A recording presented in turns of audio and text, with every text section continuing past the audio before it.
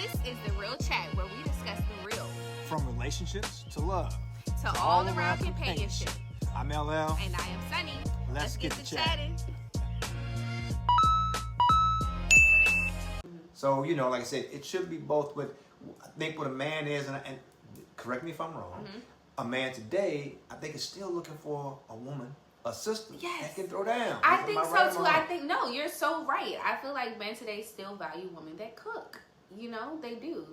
No matter what they say, they love a good meal. Especially if it's good. Like, oh, wow, she took the time to feed me. You know, if you have, if you're scared about what you have to offer, at least know how to do that.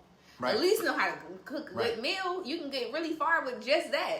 Right. You really can. Right. Yes. Yeah, that's, I think, you know, again, that's another one of those perks and the pluses. But again, you learn that over time about your partner. Yes. But I think you should have should be given the opportunity to see that early on. Exactly. You know, and from both.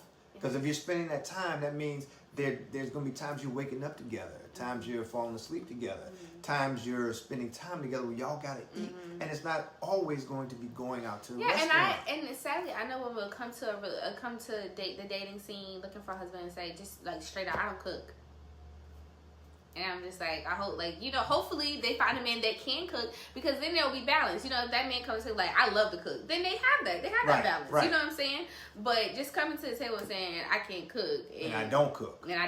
You know, and I'm just like, oh, okay. And then I'd say for me, that would be a strike. Say, she's telling me not only can she that she can't cook, but she ain't gonna cook. Yeah, so she's not even gonna try. Yeah, because you started from jump to say, I ain't gonna do something.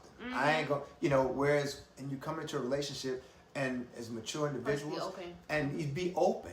You know, you're coming and you're offering yourself to the other and vice versa. Yes. You should be saying, okay, I might not be aware of that, or I might not be familiar, or I might not have history, but I'm willing because of you. I'm willing to learn. I'm willing to give it a shot and go for it and make it happen. Yes. And, you know, especially now they got, you know, couples cooking classes. Yes, they do. And they do. Even my wife and I, we never attended one, but we talking about taking one now, even though we both can throw down. Yes, because they're fun. Yes. And it's something else you do together. It's so fun. So, you know, it's like, you know, again, a relationship to marriage. No, it should be seamless. Yes. There should be, as long as you cool in a relationship before that.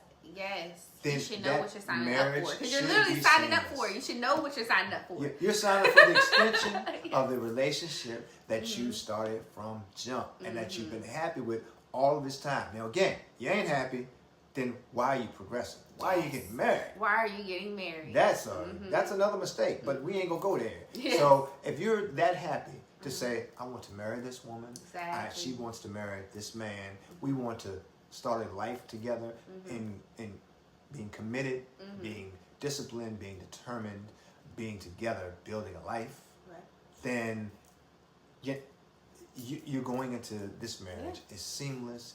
It shouldn't change from what you've developed that time prior. Nope. Simple as that. Simple as that. And that is The Real Chat. Peace.